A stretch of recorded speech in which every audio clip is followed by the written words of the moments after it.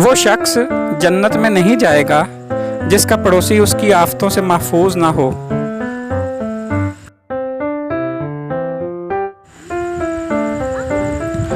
وہ مومن نہیں جو خود پیٹ بھر کر کھائے اور اس کا پڑوسی اس کے پہلو میں بھوکا رہے۔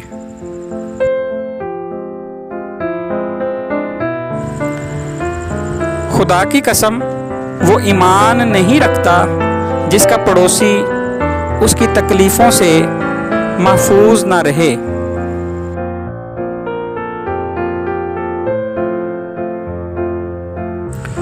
قیامت کے دن جن دو آدمیوں کا مقدمہ سب سے پہلے پیش ہوگا وہ دو پڑوسی ہوں گے۔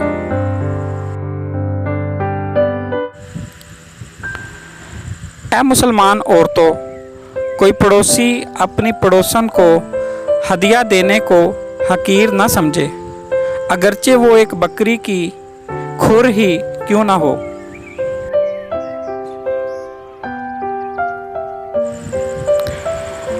حضرت جبرائیل علیہ السلام مجھ کو پڑوسی کے ساتھ اچھا سلوک کرنے کی برابر تاکید کرتے رہے، یہاں تک کہ میں نے خیال کیا کہ پڑوسی کا وارث بنا دیں گے۔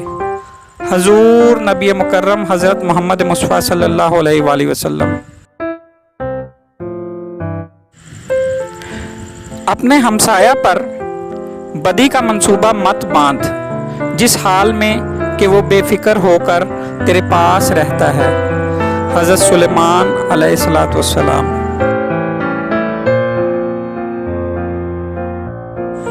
حضرت علی رضی اللہ تعالی عنہ فرماتے ہیں، ہمسایہ کی بدخواہی اور نیکیوں کے ساتھ برائی انتہائی شقادت ہے۔